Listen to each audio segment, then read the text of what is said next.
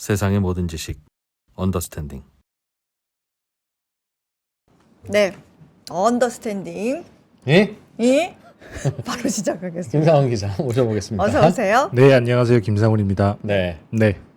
오늘 뭐 지난번에 제가 그 일본의 그 기업들의 지배 구조가 변하고 있다. 네, 네. 일본도 드디어 이제 뭔가 올바른 지배 구조를 가지면서 배당도 많이 하고 그러니까 일본 주가 오르는 거 아니냐.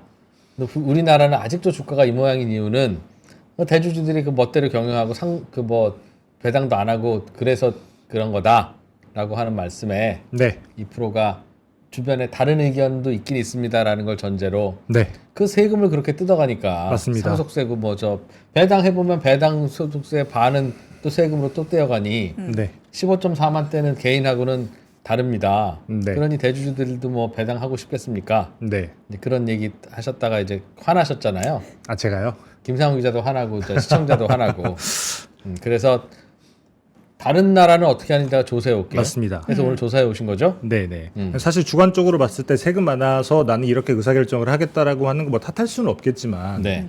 근데 다만 세금이 많다라는 말에 명분이 있으려면 실제로 다른 나라들의 기업들도 세금이 많아서 뭐 배당을 못 하거나 이런 사례가 있어야 되는 건데 제가 실제로 궁금해서 한번 찾아본 거거든요. 예. 그래서 일단 일본부터 시작해서 선진국들 다 돌아볼 텐데 네.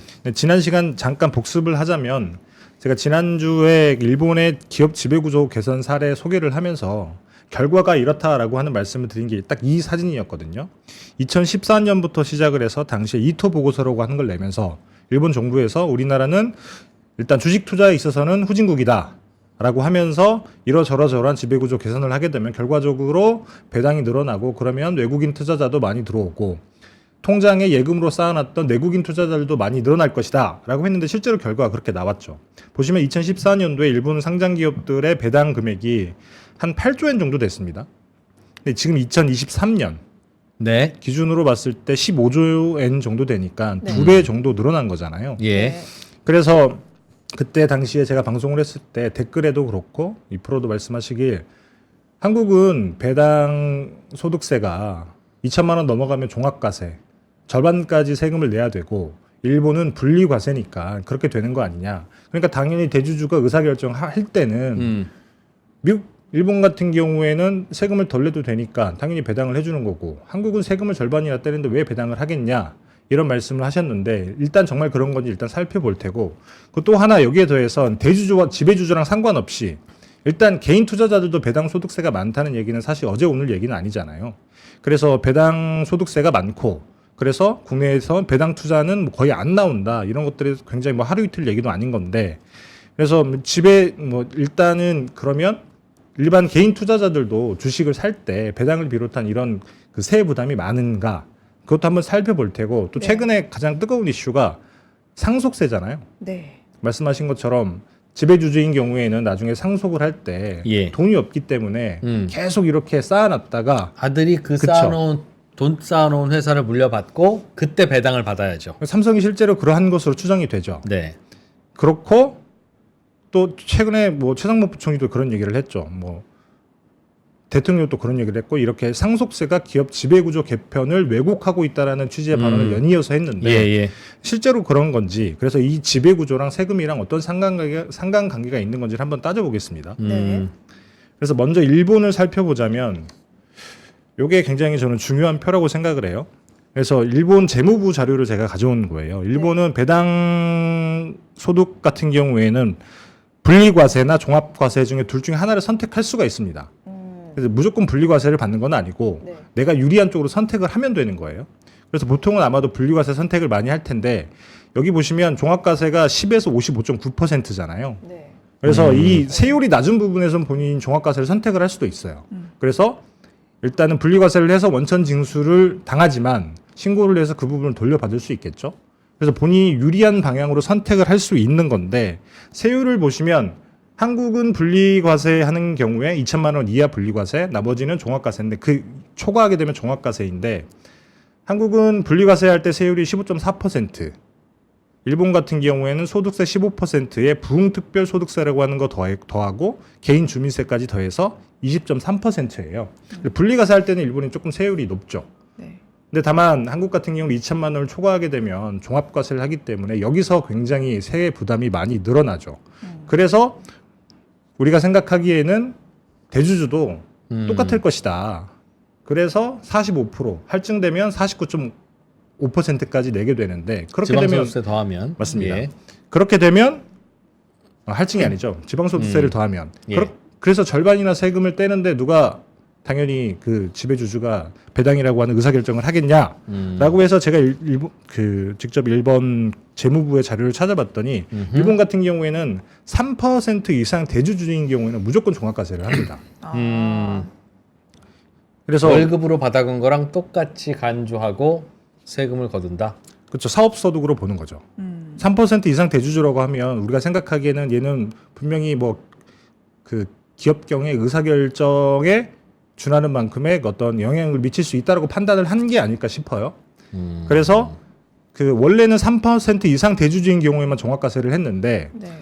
2023년인가 22년에 법을 바꿔서 3% 이하라고 하더라도 나의 지분율이 근데 다만 다른 주주들과 특별 관계인 경우에 그런 경우에는 얘 둘이 합산을 해서 3%가 넘어가도 무조건 종합과세. 그렇게 따지면 일본의 지배주주인 경우에도 한국 대주주보다 훨씬 더 네. 세금을 많이 낼 수밖에 부담이 없게 좀 되는 있네요. 거예요. 네. 왜냐하면 최고 세율이 55.9%니까. 예. 여기에 뭐 개인 주민세 이런 것도 붙을 수도 있는 거고. 그래서 적어도 한국에서 대주주가 세금을 너무 많이 내서 배당을 안 한다라고 하는 얘기는 물론 당사자들의 느낌이 그러해서 나는 그렇게 선택을 했다라고 하는 것까지는 뭐라고 할 수는 없겠지만 일본의 사례를 보게 되면 이거 보시죠. 일본의 사례를 보게 되면 일본이 2022년 기준으로 배당 성향이 36.5%예요. 그러니까 단기 순이익에서 36%는 배당으로 나눠줬다고 하는 건데 네. 한국은 20.1%밖에 안 되잖아요. 일본이 어쨌든 지배주주 입장에서는 좀 이제 상장 회사들만 조사했나 보죠. 맞습니다. 어쨌든 일본이 지배주주인 경우에는 세금을 더 많이 내는데 세율상으로 봤을 때는 근데 한국은 그것보다 더 적게 내는데도 배당 성향이 훨씬 적으니까 네. 일본은 그러니까 분리과세가 아니다 대주주한테는. 맞습니다. 대주주한테는 분리과세가 아니다. 적어도 대주주 입장에서는 일본은 더 유리할 게 없다. 우리나라에 맞습니다. 비해서. 그렇죠. 그래서 그래서 꼬박꼬박 배당하는 거 봐라. 맞습니다. 그럼 다른 나라는 어때요? 미국, 영국, 독일, 프랑스. 맞습니다. 다른 나라도 사실 비슷합니다. 근데 뭐 나라마다 그 세법 체계가 달라서 일단은 분리과세랑 종합과세를 같이 쓰는 나라들을 한번 뽑아봤어요. 이게 대륙법 체계를 가진 나라들의 세법이 보통 그러하더라고요. 네. 그래서 일본 같은 경우는 방금 제가 설명을 들었고 독일도 비슷합니다.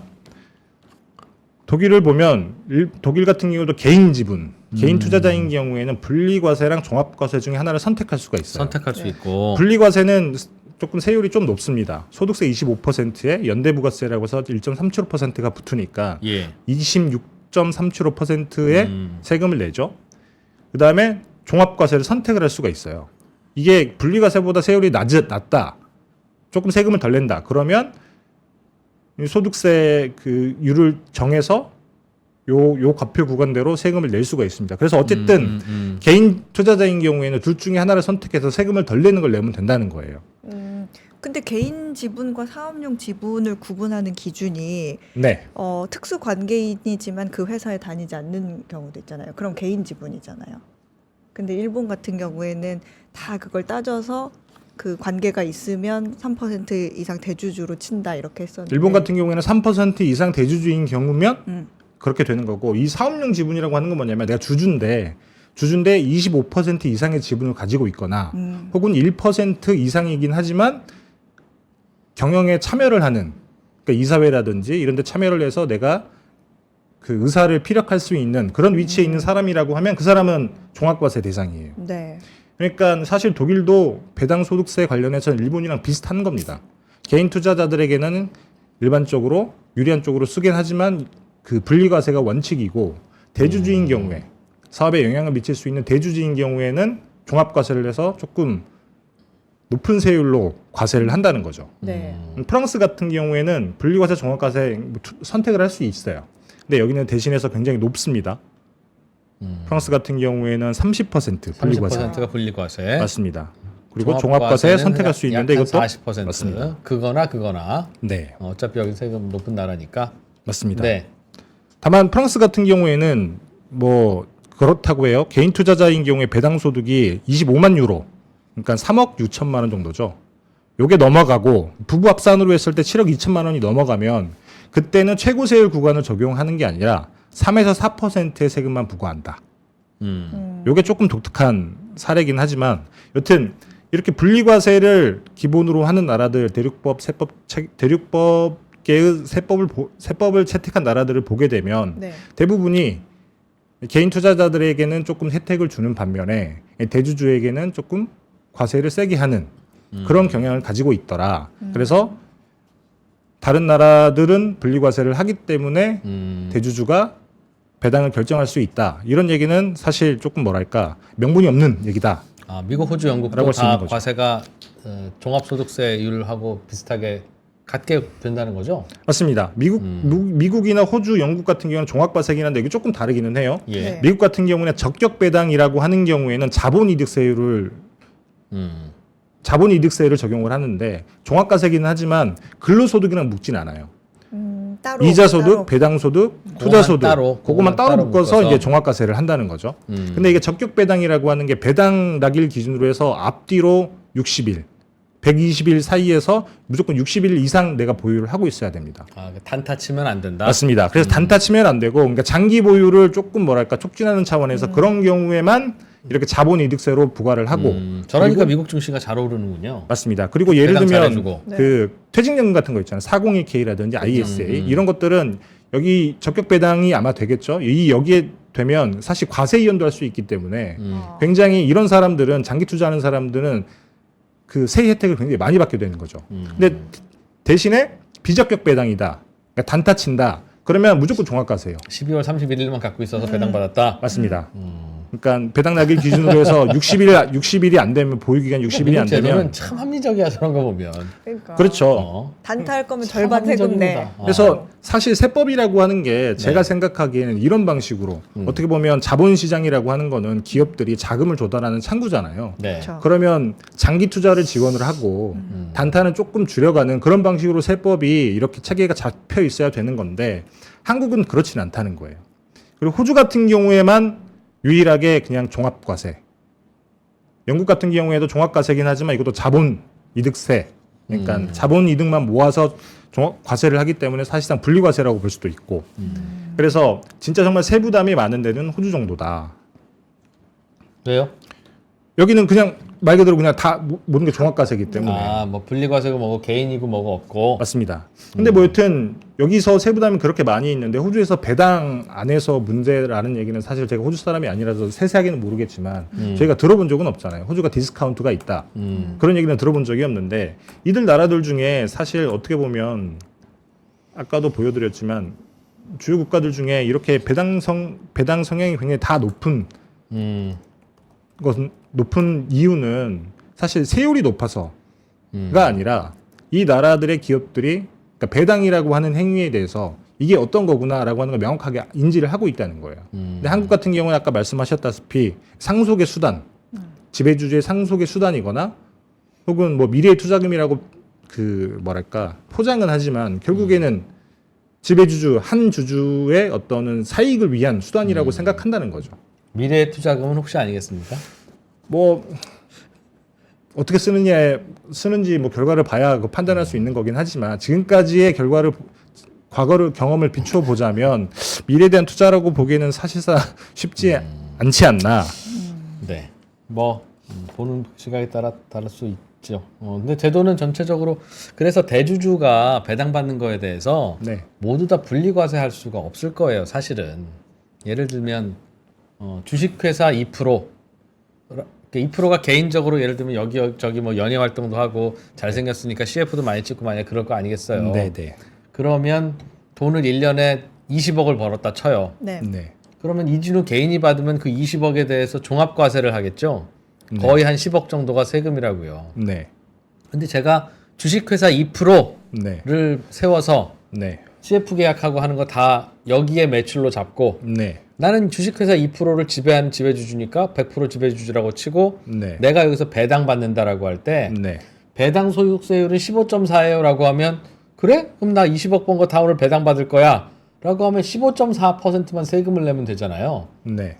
개인 이진우가 다이렉트로 받으면 50%가 세금이고 내가 세운 법인에 넣었다가 배당을 받으면 배당 소득세율로 분리과세를 해서 20%만 세금을 내면 15.4만 내면 뭐 법인세를 내니까 법인세를 내더라도 아마 우리나라는 한 10% 정도 낼 거예요. 뭐 여튼 그렇습니다. 그것보다 조금 더 높겠죠. 그러면 이거보다 훨씬 더 세율이 여전히 낮죠. 네네. 그러니 사실 그렇게 하면 안 되긴 해요. 맞습니다. 대주주도 종합과세를 해야 이런 꼼수를 안 쓴다고요. 그렇죠. 사실 그 일반 그 직장인들은 그렇죠. 세율에 따라서 다 그렇게 누진 따지면 세율로 나도 내 월급을 내죠. 주식회사 어예진한테로 보내세요라고 할 거 아니겠어요. 세금 내서 맞습니다. 끊을 테니까. 맞습니다. 그러니까 실제로는 개인 대주주가 거의 100% 지배하는 비상장 회사는 종합과세하는 게 맞는데 네네. 다만 상장 회사는 개인 주주들이 되게 많으니까 네. 그거는 분리과세를 해도 그렇죠. 대주주가 내가 어차피 번 돈 20억을 회사에다 넣었다가 회사의 주주들과 함께 배당을 하면 다 흩어지는 거니까 그렇죠. 바보같이 그런 짓을 할 리가 없거든요. 그래서 상장 회사는 분리과세를 하는 게 어떤가 그런 생각을 사실 그게 할 수 있는 건데 그렇죠. 그 부분은 저도 동감을 하는데 뭐 그 전에 하나만 더 말씀을 드리자면 제가 세율로 비교를 하기는 했지만 네. 사실 그 배당 소득세라고 하는 건 이중과세잖아요. 이미 법인세를 내고 난 다음에 세금을 또 물리는 거니까. 주주들 입장에서는 그렇죠. 그래서 각 나라별로 그런 걸 해요. 그 배당 소득의 이중과세 조정이라 그래서 한국 같은 경우에는 그 귀속 내가 가지고 있는 지분의 귀속 법인세를 배당세액에서 공제를 해주는 방식으로 이렇게 그 조정을 해주는데 이런 것까지 다 이렇게 셈을 해야 사실은 실효세율이 나옵니다. 그래서 이 실효세율이 정말 얼마고 각 나라마다 배당 소득세가 어느 정도 부담이 되는지는 사실 그 러프하게 볼 수는 없고 실제로 전문가이신 분들이 연구를 해봐야 알 수 있는데 최근에는 이거 관련해서 나온 연구 자료는 없더라고요. 알겠습니다. 그러니 네, 배당 소득에 대해서 과세가 과해서 네, 우리는 대주주가 배당을 안 하는 게 당연하다라고 하는 주장은 근거가 약하다. 근거가 약하다. 다른 나라들도 다 대체로 대주주 거는 종합과세를 하네요. 맞습니다. 미국만 빼고. 그렇죠. 미국 같은 경우에는 미국은 뭐 다 분리과세 하니까. 미국 같은 경우에는 자본이득세율로 하니까 조금 더 어쨌든 대주주도 적격 배당일 거 아니에요. 오래 가지고 있었으니까. 그럼 미국은 예를 들면 주식회사 2%로 돈을 받고 주식회사 2%가 저한테 배당하는 방식으로 하면 그럼 절세가 되는 건데. 근데 대신에 미국은 이런 제도가 있어요. 그러니까 대주주가 종합과세, 뭐 자본이득세율로 분리과세해서 그 배당소득세를 낸다고 치지만 예.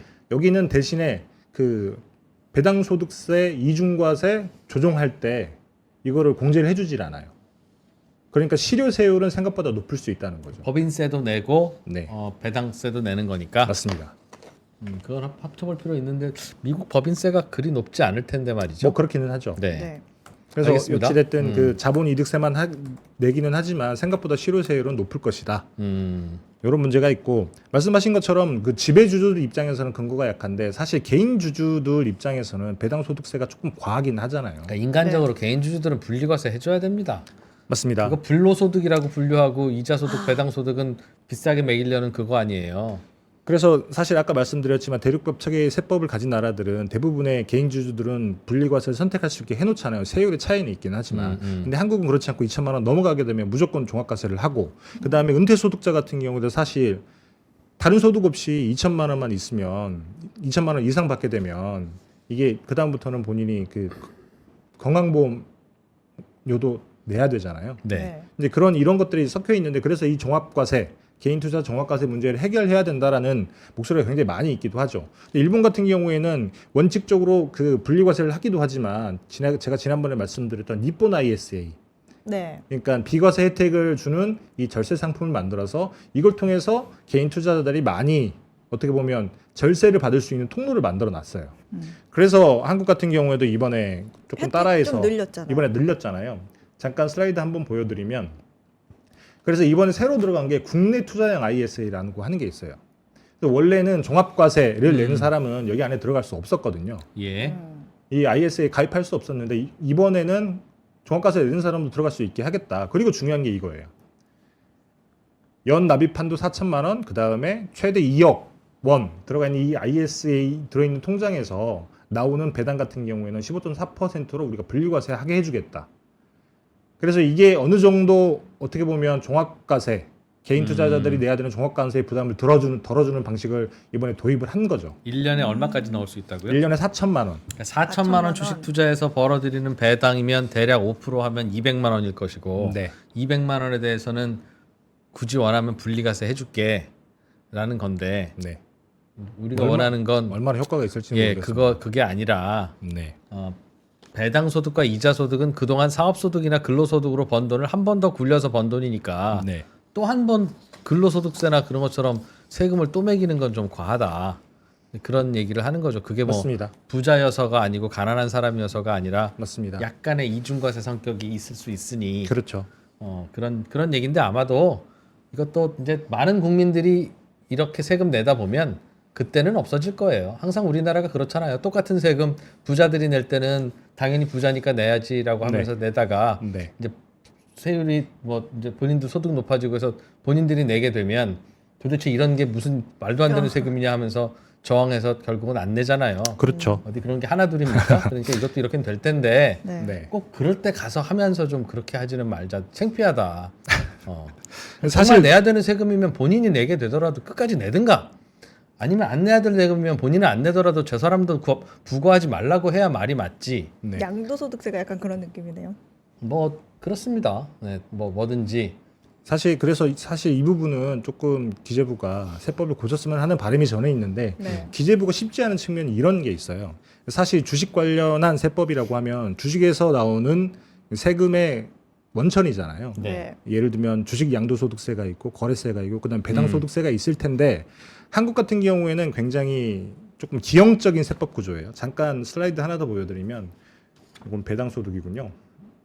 여기 잘못 냈네요. 제가 배당소득이 아니라 이게 주요 국가들 주식 양도 양도소득. 양도- 소득세 양도소득. 비교를 제가 해놓은 네. 거예요. 네. 한국은 대주주에게만 분리과세를 하잖아요. 네. 일본은 대주주 상관없이 다 분리과세를 하고 미국, 영국, 독일, 프랑스 할 것 없이 다 분리과세 혹은 종합과세. 그러니까 주식 양도 차익에 대해서는 세금을 물린단 말이에요. 모두가 낸다는 거죠. 그렇죠. 네. 근데 한국은 일단은 기본적으로 대주주에게만 이번에 그 50억으로 또 이렇게 올라갔잖아요. 그러니까 한국은 50억 이상이 되지 않으면 대부분이 다 양도세를 내지 않고 그다음에 네. 거래세도 낮췄죠.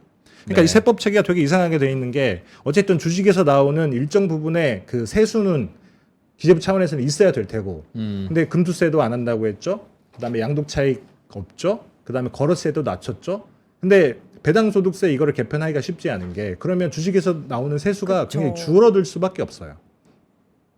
그리고 그래서 이게 굉장히 저는 좀 기형적인 세법이라고 말씀을 드리는 게 아까도 말씀드렸지만 주식 시장이라고 하는 게 이게 장투를 세법이 장기 투자를 조금 유인하고 단기 투자를 줄이는 방식으로 돼야 되는데 어떻게 보면 장기 투자를 유인할 수 있는 배당소득은 세금이 과하게 물리고 있고 야. 그다음에 거래세 낮추고 양도 차익은 없고 근데 그러하다 보니 어떻게 보면 세법이 너무 이게 단기 투자 쪽으로 투자자를 유인하고 있는 게 아닌가 한국 네. 같은 경우에는 그래서 글로벌 국가들 세법을 보게 되면 대부분 그런 식으로 짜야 돼서 차이가 있을 뿐이지만 장기 투자를 유인하고 단기 투자는 조금 줄이는 방식으로 그런 식으로 세법이 이렇게 체계적으로 갖춰져 있는데 모양만 다를 뿐인 거지 근데 한국은 전혀 반대편이라는 거죠. 이러니까 시장에 성장할 리가 없다. 그런 그렇죠. 말씀이신 거죠. 근데 저는 이건 좀 개인적인 질문입니다만 주식 투자는 장기 투자도 있고 단기 투자도 있고 단타 투자도 있잖아요. 맞습니다. 오전에 사서 오후에 파는 투자자도 있고 그렇죠. 오래 샀다가 뭐 10년 후에 파는 투자자도 네. 있고 그런데 장기 투자가 수익률이 높은 거는 이해가 됩니다. 원래 뭐 네. 그렇다면서요. 네. 경험적으로 해보니 네. 그러나 장기 투자는 선하고 단기 투자는 악하다고 판단할 이유는 없지 않습니까? 제가 드리는 네. 말씀은 장기 투자와 단기 투자를 악하다고 얘기하는 게 아니라 네. 뭐 왜 장기 투자를 권장하려고 하죠? 라는 생각이 듭니다. 시장의 성장성을 감안했을 때는 음. 장기 투자를 그러니까 단타만 하면 계속 돈이 왔다 갔다 그러니까 하고 그러다가 잃을까봐 그런 거라면 이해가 돼요. 그러니까 단기 투자가 원래 그걸 많이 먹을 것 같지만 결과적으로 보면 항상 수수료 나가고 세금 나가고 생각하면 수익률이 떨어져요. 그러니까 여러분 돈 많이 벌라고 우리가 단기 투자는 하지 말게 그쪽에 과세를 많이 하고 하는 겁니다라고 하면 이해. 땡큐. 또 이제 시장의 성장성 차원에서 봤을 때 기업에서도 자금 조달 창구로 따졌을 때도 네. 돈이 자꾸 넣었다 빠졌다 하는 것보다 제가 생각하기엔 이런 이유가 아닐까 싶은데 저는 사실 주식 투자를 안 해서 잘은 모르지만 기업은 어쨌든 자금 조달하기 위해서 상장을 하는 거잖아요. 예. 이제 그렇다라고 하면 이제 투자자들 나에게 돈을 투자한 사람들이 가지고 있으면 좋을 것 같다라는 생각이 나의 성장성, 나의 미래 이런 걸 보고 투자해 주기를 바라지 지금 당장의 주가에 왔다 갔다 여기에만 조금 뭐랄까 관심을 두게 되면 굉장히 단기 부양책으로 주가를 올리는 정책을 쓸 수밖에 없죠. 그 기업들 입장에서. 저는 반대라고 생각합니다. 왜냐하면 주식 시장이 존재하는 이유는 여러 이유가 있으나 기업들이 자금 조달을 할 때 이자가 없는 투자금으로 자금 조달을 하면 네. 그것도 기업도 있죠. 부담이 적고 투자자들도 많은 이익을 가져갈 가능성이 생기니 서로 윈윈이다. 아 그렇죠. 그래서 모험 투자가 가능해지고 네. 거기서 혁신이 나온다는 취지입니다. 네. 근데 그러기 위해서는 주식 시장에는 장기 투자자도 있어야 되지만 아침에 샀다가 저녁에 파는 단기 투자자들도 있어야 유동성과 호환성이 자주 생겨서 아 그럼요. 언제든지 이 주식은 그냥 내가 필요하면 팔 수 있어라고 하는 네. 게 인식이 되어야 사람들이 새로 유상증자할 때도 그냥 받고 그래서 그 자금이 가는 거지. 다들 장기 투자만 하면 거래대금이 그 유동성을 만들지 그쵸. 못하고 그러면 이제 유상증자 받을 때도 아니 단독주택이 우리나라에서 잘 안 팔리는 게 이유가 뭐예요? 팔 때 힘드니까 그러니까 그게 안 팔리고 그러는 거잖아요. 그래서 맞는 말씀이신데 그래서 단기 투자자들을 나쁘다고 보고 세법으로 차별을 두는 그 근거는 뭘까 하는 생각을 한 적이 있습니다.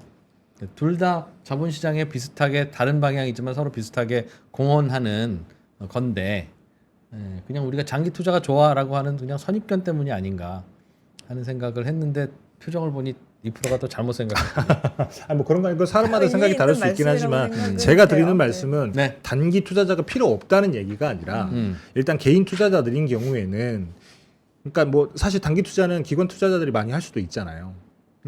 훨씬 더 큰 손이기 때문에 그쪽에서 많이 하고 있는데 굳이 개인 투자자가 이 당장에 조금의 그 정보도 많이 갖지 않은 개인 투자자가 이 차익을 노리고서 투자하기에는 위험하니까 위험하기도 하지 하고. 말라는 취지다. 위험하니까 그런 하지 거 말라는 취지인지는 모르겠어요. 뭐. 제가 그 부분은 정확히 왜 그런 식으로 감사하긴 한데 네. 성인인데 뭘 그것까지 국가가 간섭해라는 생각이 듭니다.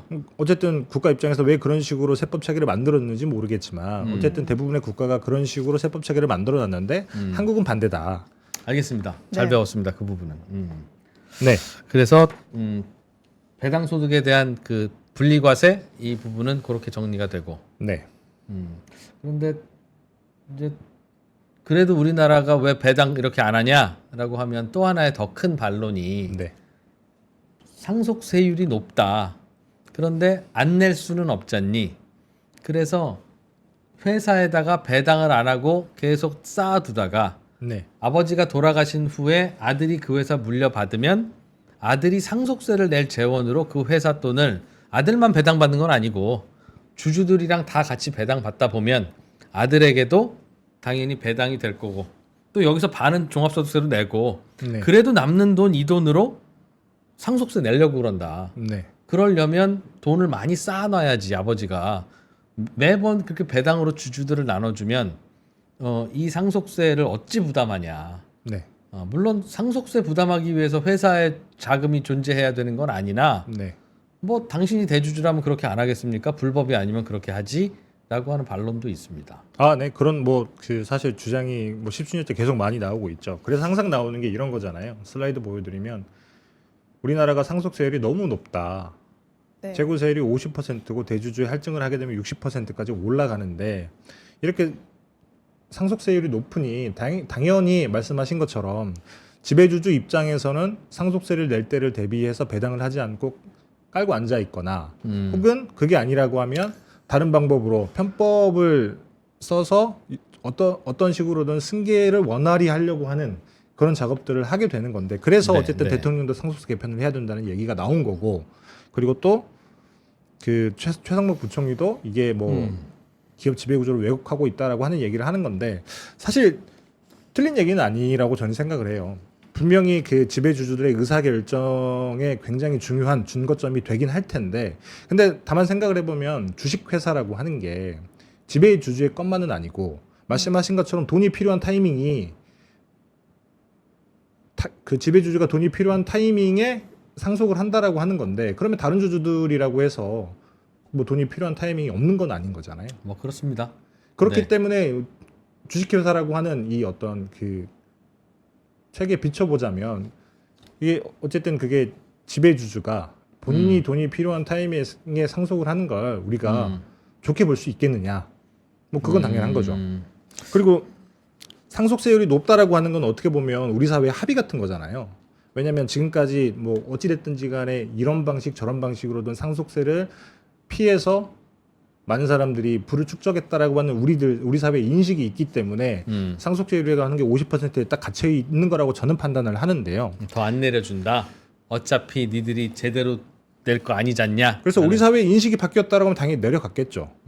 근데 바뀌지 않기 때문에 아직까지 갇혀 있는 거라고 생각을 하는 건데 그러니까 우리 사회 인식이 그렇다라고 하면 사실 상속세의 목적 자체가 그런 거잖아요. 자산의 배분. 그러니까 자본주의 사회라고 하는 게 어쨌든 자본가가 돈을 많이 벌 수밖에 없고 그러면 이게 부의 무상이전이라고 하잖아요. 네.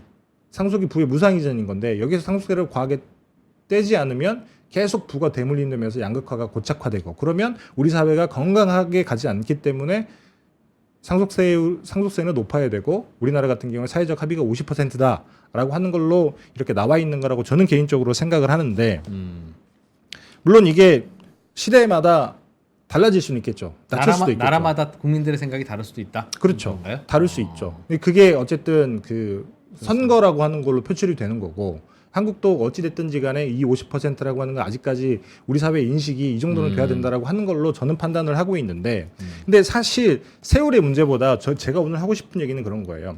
정말 진짜 많은 사람들이 상속세에 대해서는 최근에 조세 저항이라고 하기는 뭐하지만 인식 자체가 굉장히 나빠졌잖아요. 이제 본인들도 내기 시작했고 많은 사람들이 내고 있으니까 네. 요거 제가 잠깐 슬라이드 보여드리면 얼마 제 전에 말이 그 말이에요. 정말 50%를 내야 되는 게 사회 정의에 맞고 우리의 인식에 맞다면 내가 내야 했을 내가 낼 때도 때도 오케이가 돼야 50% 돼요. 내도 내야지. 내가 낼 때는 10억짜리 집 물려받고 왜 5억씩 걷어가냐고 하고 이제 그 그러면서 사람이 1조 상속할 때는 왜 5천억씩 내는 게 맞냐고 하냐는 게 일부의 생각입니다. 뭐제 그러면서 생각은 사실 저는 사회 인식이 바뀌는 거라고 생각을 해요. 아 그렇게 네네. 아, 그 과정인 거죠. 내가 내보니까 과하다고 맞습니다. 느끼는 과정이 네. 아 난 그렇게 굳이 그런 식으로 하지는 굳이 말았으면 그렇게- 좋겠다. 대한민국 모든 사람들이 2%처럼 합리적인 생각을 가지고 있는 건 아니 아니잖아요. 당연히 사고 실험을 해보면 그래 나라도 이건 좀 과할 수 있겠네. 또 있고 과하고 안 과하고를 떠나서 상속할 수 없는 재산이 과연 재산권인 거냐? 그러니까 재산권은 내가 합리적으로 합법적으로 만들어서 그 과정에서 불법이 있다면 당연히 처단해야죠. 네. 그러나 합법적인 과정으로 일군 재산에 대해서는 남을 줄 수도 있고 혹은 내가 불살라 버릴 수도 있고 뭐 누구를 줄 수도 있고 물려줄 수도 있고 내가 써버릴 수도 있고 마음대로 하세요라고 하는 게 아마 그게 컨셉에 가깝고 그런 게 우리의 합의 아닌가. 그러면 헌법을 바꿔야 됩니다. 아 그렇습니까? 네. 제가 헌법까지는 잘 모르겠습니다. 어쨌든 부의 분배라고 하는 거는 네. 헌법에서 얘기하고 있는 거기 때문에 그 양극화를 해결하기 위해서 우리가 부의 분배를 그렇게 한다고 되어 그쵸? 있죠. 맞습니다. 그렇게 한다고 그러면은 되어 있죠. 상속세가 없는 나라도 있잖아요. 그래서 뭐 그 웬만한 나라마다 나라는 컨셉이 다른 거죠. 웬만한 나라는 소득세나 뭐 법인세나 부가세나 다 비슷비슷한 세율에 비슷비슷한 컨셉이긴 해요. 네. 근데 상속세에 관한 한 이건 후진국만 제로 선진국은 100 이것도 아니고 네. 선진국 중에서도 하나도 안 걷는 나라 우리나라 같은 선진국은 막 60%씩 걷는 나라가 굉장히 다양해서 네. 야 이건 참 뭐가 답인지 모르겠다 그런 생각을 하는 분들도 계시고 맞습니다. 뭐 당연히 사회정의로는 뭐 많이 내야지라고 생각하는 훌륭한 분들도 계시고 그래서 저는 사회적 인식이 바뀌어가고 있다고 생각을 하는 게 요 표인 건데 네. 최근에 상속세가 많이 늘어났다라고 하는 얘기를 많이 나오잖아요. 2018년도에 상속세로 거둔 세금이 2조 1,000억 원 정도 돼요. 꽤 많이 늘다가 2022년에 19조까지 늘어났죠. 와. 요때는 삼성 때문에 그렇습니다. 아 그렇죠, 삼성. 맞아요. 그래서 삼성을 깜짝이야. 빼면 7조 2천억이에요. 네, 저거 아마 삼성이 네, 그 대주주들이 주식담보대출 받았을 거예요. 맞습니다. 네. 그래서 저 구간에 가면 가계 부채도 늘어날 겁니다. 아마. 맞습니다. 근데 여튼 빼고 생각해야 된다. 삼성을 빼고 보더라도 굉장히 많이 늘기는 했죠. 네. 그런 다음에 실제로 그 납세 건수가 굉장히 많이 늘었어요. 8,002건에서 15,760건. 사실 이렇게 늘어난 가장 큰 이유 중에 하나는 집값이 많이 올랐기 때문이기도 하고, 집값이 많이 오르니까 당연히 상속할 재산이 많이 생기겠죠. 근데 사실 가장 큰 원인 중에 하나는 상속에서 세율도 중요하지만 사실 공제가 되게 중요하잖아요. 네. 그러니까 얼마나 공제를 해주냐에 따라서 네. 상속 세금이 얼마나 될지가 결정이 되는 거고 뭐 이것저것 상속세를 있죠? 낼 사람 내지 않을 사람이 결정이 되는 건데 한국 같은 경우에는 그 지난번에 저희 강남규 변호사가 나와서 상속세 문제 얘기도 하긴 했지만 이 공제액의 기준이 2000년대 초반에 맞춰져 있어요. 10억. 그렇죠. 이제 그러하다 보니 가장 옛날 기준으로 맞춰져 있으니까 시간이 지나면 지날수록 물가도 오르고 다 모든 가격이 오르는데 자산 가치가 오르는데 여기는 맞춰져 있으니까 계속 상속세 내는 사람이 늘어난다는 거죠. 그래서 제가 조금 그 비중을 살펴봤더니 65세 이상 사망한 사람들 중에 상속세를 내야 되는 피상속인의 네. 비율이 2018년도에 3.5%였어요. 음. 근데 2022년이 되면 5.2%가 됩니다. 음. 그러면 피상속인 밑에 뭐 딸려 있는 그렇죠. 상속인들이 있을 거 아니에요. 집값도 오르고 그러니까요. 그렇죠. 네. 이제 그러하다 보니까 상속세에 대한 조세 저항이 굉장히 많아지고 상속세에 음. 문제가 있다라는 사회적 인식 자체가 퍼지는 건 맞는데, 근데 문제는 이게 굉장히 교묘하게 그 지배주주의 상속세랑 치환이 되는 거예요. 어떤 말씀을 드리는 거냐면 네. 상속세가 문제가 있다라고 하는 인식이 많이 퍼지고 있어요. 그래서 아까 말씀드렸다시피 지배주주가 상속세 때문에 이런저런 나쁜 짓이라고 하긴 뭐하지만 편법을 많이 쓰잖아요. 네네. 그래서 이게 지배구조를 왜곡하고 있다라는 명제랑 맞물리게 뭐 되면 그렇습니다. 네. 바꿔야 되는구나 음. 라고 해서 바꾸게 되면 어떤 식으로 바뀌게 되냐, 공제액을 바꾸겠습니까 아니면 뭐 세율을 내리겠습니까? 공제액을 바꿔봐야 그 대기업 오너와 관련한 상속세는 별 영향은 없을 것 같고요. 그렇죠.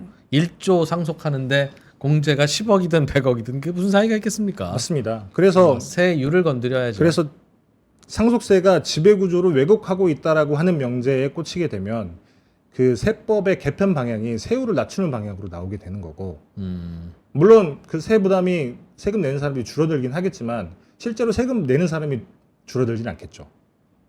그래서 이게 최근에 사회적 인식, 우리가 그 상속세가 너무 과하구나, 잘못돼 있구나라고 하는 문제점의 출발은 사실 공제액인 건데, 요걸 건드리지 않고 세율을 건드리게 되면 사실 실제로 납세 어려움을 겪고 있는 사람들보다는 우리 대기업의 재벌들에게 혜택이 많이 갈 수 있는 그런 방향이 나오지 않을까라고 걱정을 할 수 있다는 거죠. 무슨 말씀인지 알겠습니다. 일반 국민들이 상속세와 관련해서 아쉬워하는 건 공제 한도를 좀 늘려줬으면 나는 상속세 안 낼 수 있었는데, 그렇죠. 상속세 공제 한도가 10억에 머무르는 바람에 내 집 15억짜리를 빌려주는데 상속세 내야 된다. 그러니까 공제액을 한 20억 정도로 몰려달라. 그런데 그런 거 안 하고 세율을 굳이 왜 건드리려고 하냐. 맞습니다. 그러면 15억짜리 집 물려받는 분은 또 상속세 내야 되지 않냐. 그렇죠. 라는 건데 네. 그러니까 무슨 뜻인지는 알겠습니다만 세법에 대한 고민이 과연 국민들 세금 안 내게, 서민들 세금 안 내게 만들고 부자들 세금 내게 만드는 쪽으로 우리가 연구해야 되는 게 맞는 거냐는 근본적인 의문이 있다는 겁니다. 그건 저도 네. 맞는 얘기입니다. 그러니까 10억짜리 집도 없는 사람이 얼마나 많아요. 그럼 우리 상속세율이 50%인 게 우리의 컨셉이고 정당하다면 1억짜리 집 물려받아도 5천만 원 내야죠. 상속세를. 왜? 1억짜리 집도 못 물려받는 사람이 얼마나 태반입니까?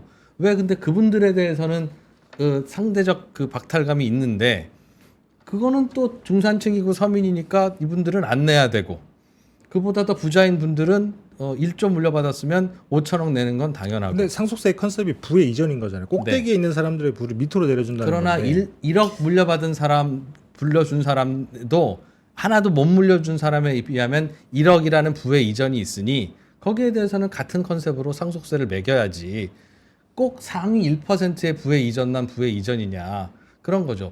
그러니까 장동건이 물려받은 외모만 외모고, 그거는 그 굉장히 문제고, 김상훈 기자 정도 잘생긴 거는 괜찮냐? 저는 안 괜찮다고 생각합니다. 저는 김상훈 기자처럼 생겼으면 저는 기자 안 했습니다.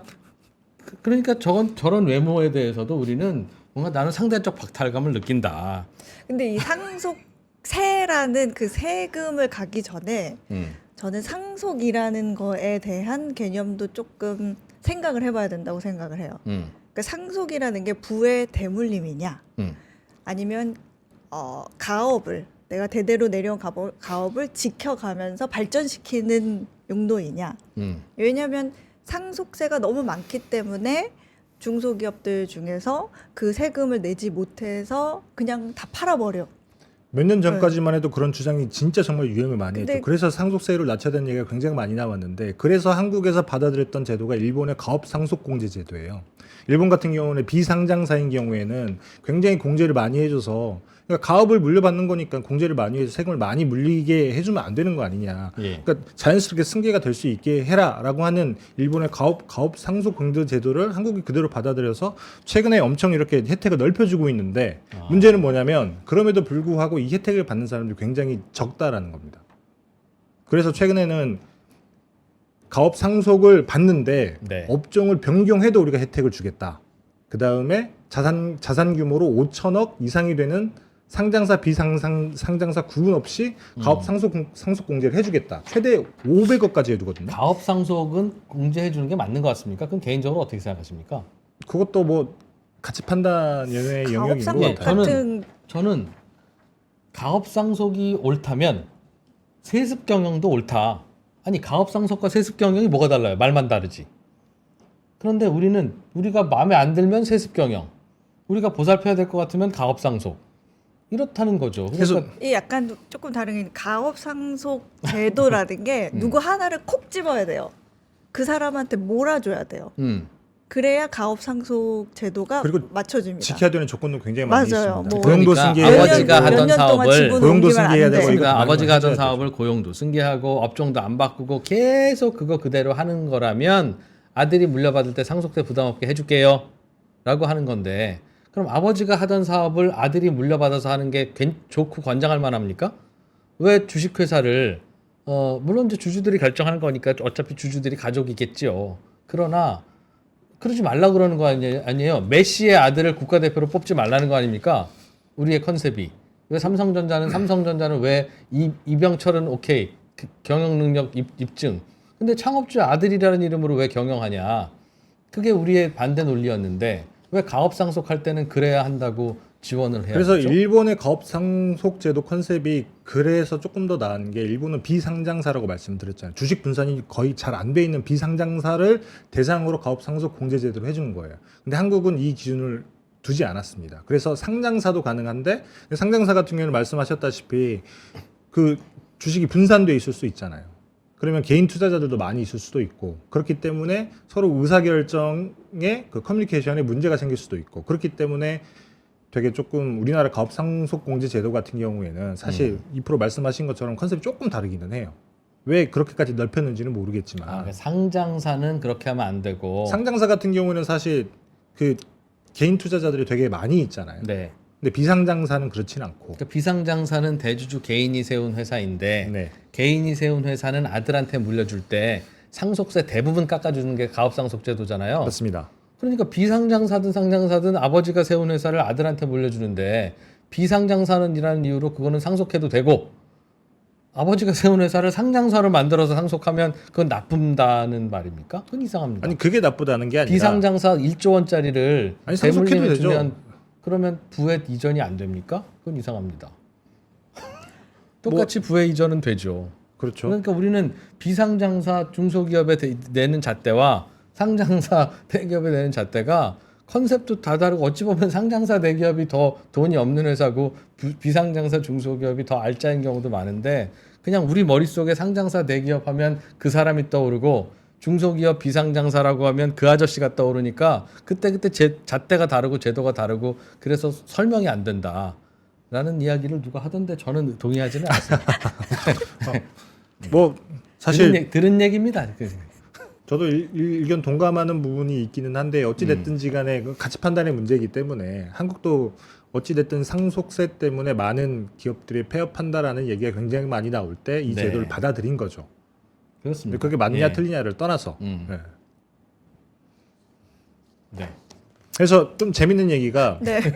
미국 같은 경우에는 뭐가 있냐면 그래서 미국은 부시 트럼프 행정부 지나면서 한 20년 동안 그 저기 뭐죠 세액공제, 그러니까 그 상속세 공제액을 굉장히 많이 늘린 게 2001년에 미국이 상속 재산이 그러니까 67만 달러 정도가 면세점이었어요.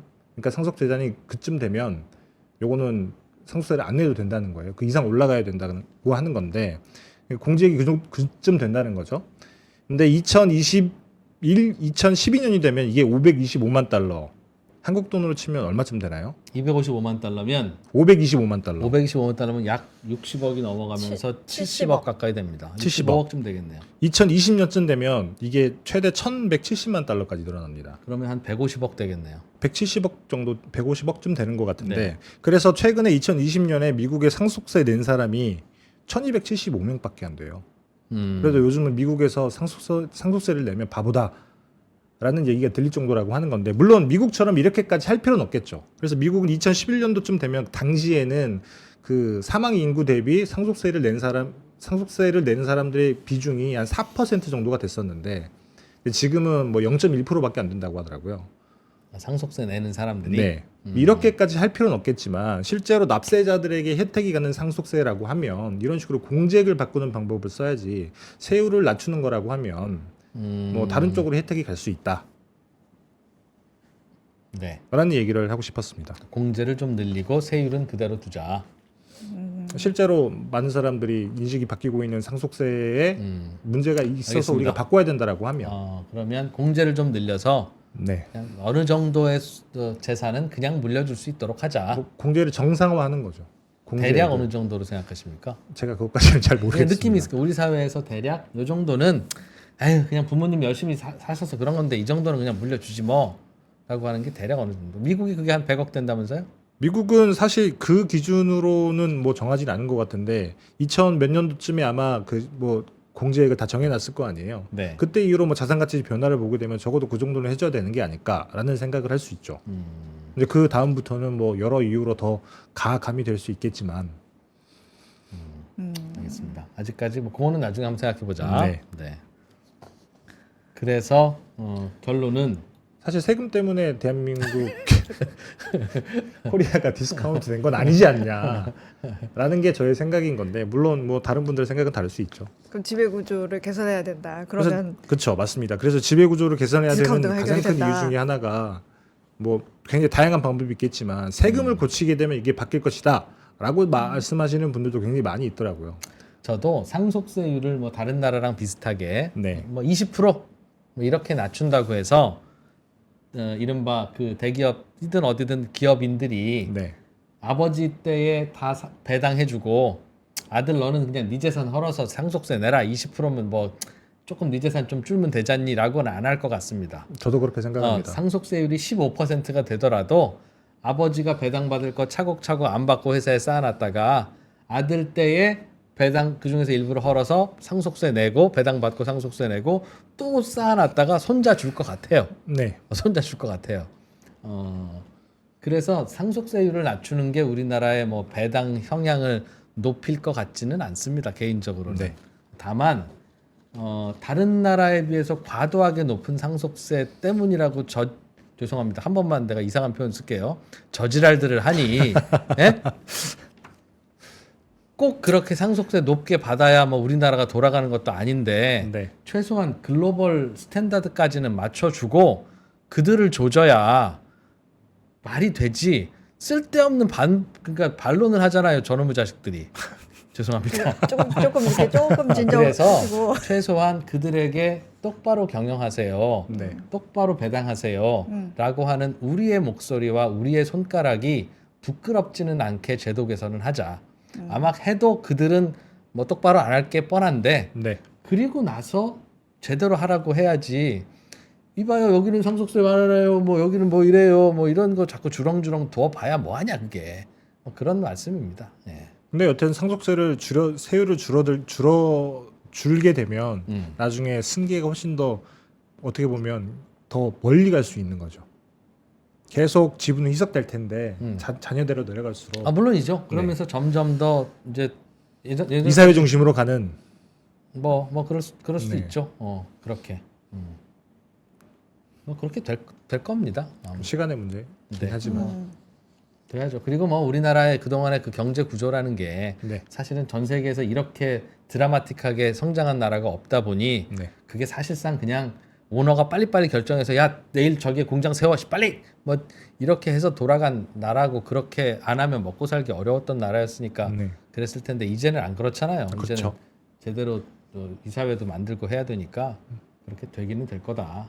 뭐 또 그런 얘기도 누군가 밖에서 하길래 저희 어디서 주워 듣고 이제 전해드리는 겁니다. 네. 네. 제가 뭐 알겠습니까? 제가 한 얘기는 아니었죠? 네, 저도 뭐 세금 하나도 몰라요. 깜짝 놀랐어요. 네. 연말정산 정도를 그냥 겨우 해내고 있는 2%입니다. 네. 자, 언더스탠의 조사 잘해 오셔서 이제는 다시는 배당소득세 종합과세 얘기는 꺼내지 말아라. 오늘의 얘기였어요. 니들이 배당 안 하는 거는 뭐 나중에 따질 문제인데 상속세는 몰라도 배당소득세 종합과세 분리과세 얘기는 꺼내지 마라. 미국 말고는 다 똑같이 한다. 그 얘기죠? 맞습니다. 네. 근데 다만 바꿀 필요는 있다. 개인 투자자들을 위해서. 우리 지금 세금 엉망진창이다. 줄일 거는 늘리고 있고 늘릴 건 줄이고 배당소득세 네. 분리과세 하자는 거죠. 개인 투자자들은. 그렇죠. 그러니까 바꿀 필요가 있다는 거죠. 개인 투자자들도 2천만 원 넘으면 종합과세 당하니까. 그렇죠. 그건 너무 과하다. 그건 너무 과하다. 그러니까 김상훈 기자가 좀 넘나 봐요. 전 주식 투자를 하지 않아서. 아니 그래야 이제 배당 투자하는 사람들이 많이 늘어날 테니까. 네, 알겠습니다. 김상훈 기자 고맙습니다. 네, 감사합니다.